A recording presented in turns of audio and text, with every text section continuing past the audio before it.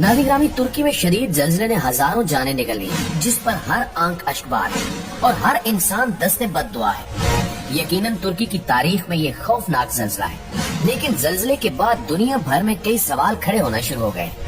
दुनिया भर से लोग ये सवाल उठा रहे हैं कि यकदम से इतनी शिद्दत का जल्जला कैसे आ गया, और फिर तुर्की के करीब तरीन ममालिक में शामिल इसराइल कैसे इस कदर खतरनाक जल्जले से महफूज रहा।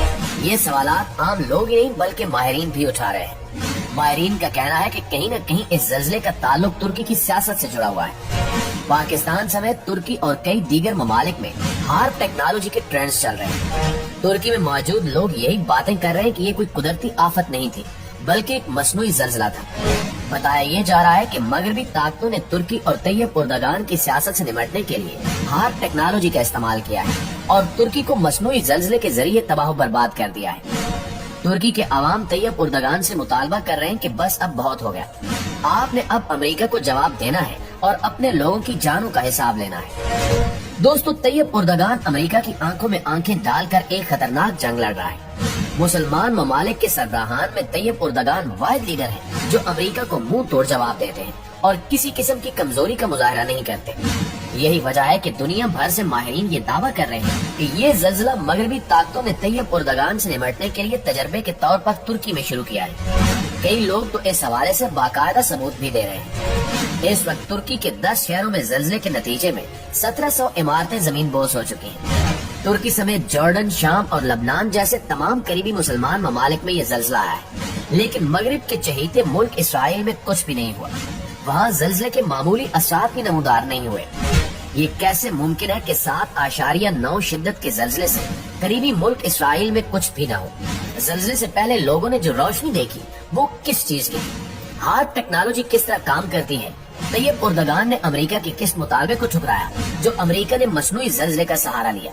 तुर्की के वजीर ने अमेरिका को क्यों कहा कि अपने गंदे हाथ तुर्की से निकाल दो? अब तक तुर्की जल्जले में कितने लोगों की जानें जा चुकी हैं? नाज़रीन, आज इस वीडियो में हम आपको मगरिब की एक ऐसी टेक्नोलॉजी के हवाले से बताएंगे जिसके जरिए मसनूई तौर पर जल्जले लाए जाते हैं। इसके साथ ही आपको ये भी बताएंगे कि पाकिस्तान में 15 दिनों के बाद इसी शिद्दत के जल्जले की पेशगोई किसने की है और इसकी हकीकत क्या है। नाज़रीन ग्रामी, तुर्की समेत जॉर्डन, लबनान और शाम में गुज़श्ता रोज 7.9 शिद्दत के जल्जले ने तबाही फेर दी है।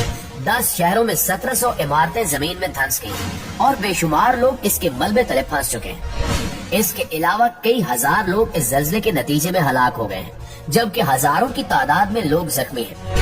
इस वक्त दुनिया भर में तुर्की के साथ यकजहती का इजहार किया जा रहा है और दुनिया भर से तुर्की के लिए इमदाद भेजी जा रही है, लेकिन तुर्की में मौजूद एक खास टेक्नोलॉजी का जिक्र करके ये दावा किया जा रहा है कि ये जल्जला कुदरती नहीं था, बल्कि मगरबी ममालिक ने मसनूई तौर पर तुर्की पर एक नए हथियार का इस्तेमाल किया है जिसका मकसद आबादी को कम करना और तुर्की की सियासत से खेलना है। ताहाल ये मालूम नहीं हो सका कि ये दावे मबनी पर हकीकत है या नहीं, लेकिन जहाँ तक दावों के साथ सबूत का ताल्लुक है वो 100% दुरुस्त और हकीकत पर मबनी है। सबसे पहली बात तो ये कि तुर्की ने एक हफ्ते कबल ही नेटो फौज के फैलाव की मुखालफत की थी, जिस पर अमेरिका को शदीद तहफ़्फ़ुज़ात थे। इसी तरह तुर्की के एक वजीर ने बराह रास्त मीडिया पर आकर अमेरिका को कहा था कि तुम तुर्की से अपने गंदे हाथ निकाल दो। अमेरिका को नेटो के हवाले से तुर्की के इनकार और तुर्की के वजीर के बयान पर शदीद गुस्सा था और तुर्की को जवाब देने के लिए काफी सोच विचार कर रहा था। तुर्की की आवाम का कहना है कि इसके जवाब में अमेरिका ने तुर्की में मसनूई जल्जला पैदा किया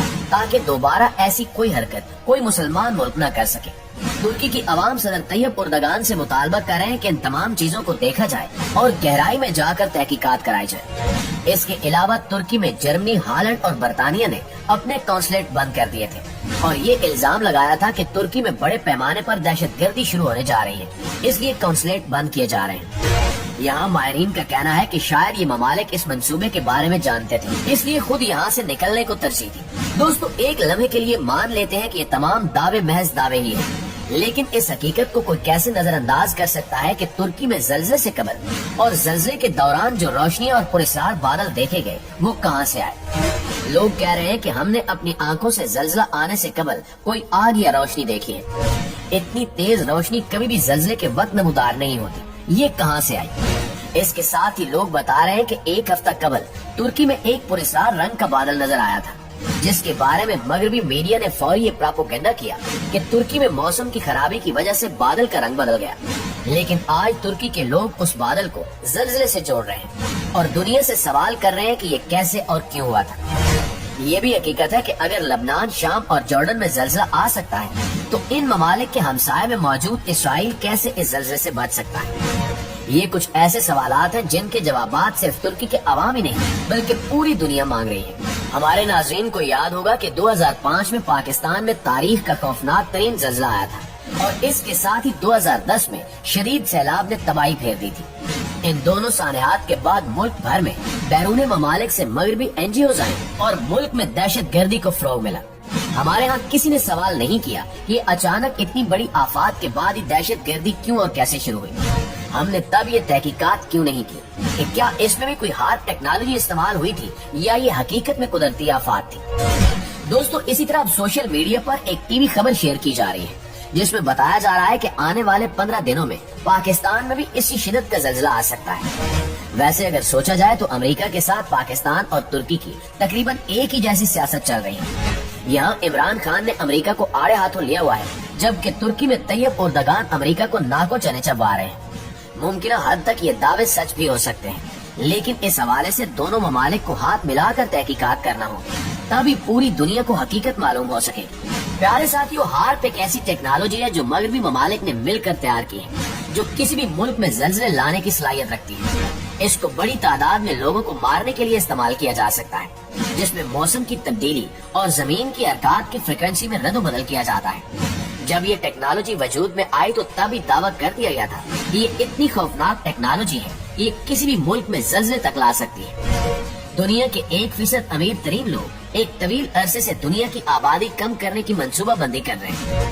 اس کے لیے مختلف ہتھیار استعمال کیے جا رہے ہیں۔ ممکن ہے کہ ہارپ ٹیکنالوجی بھی اسی منصوبے کا ایک اہم حصہ ہو۔ ترکی میں لوگ اس حوالے سے مسلسل ٹرینڈ چلا رہے ہیں۔ پاکستانی عوام بھی ٹویٹر پر سوال کر رہے ہیں۔ مسلم امہ کو اس حوالے سے ایک ہونا پڑے گا اور امریکہ کے خلاف ایک زبردست محاذ قائم کرنا ہوگا، ورنہ مستقبل میں کوئی بھی مسلمان ملک سر اٹھا نہیں سکے گا۔ اللہ تعالیٰ سے دعا ہے کہ اللہ تعالیٰ ترکی کی عوام کا حامی اور ناصر ہو، آمین ثم آمین۔ جی تو معزز دوستو، یہ تھی ہماری آج کی ویڈیو۔ اس حوالے سے آپ دوستوں کی رائے کیا کہتی ہے کمنٹ کر کے ہمارے ساتھ شیئر ضرور کیجیے گا۔ انشاءاللہ آپ سے ملاقات ہوتی ہے اگلی ویڈیو میں، تب تک اپنا خیال رکھیے۔ اللہ نگہبان۔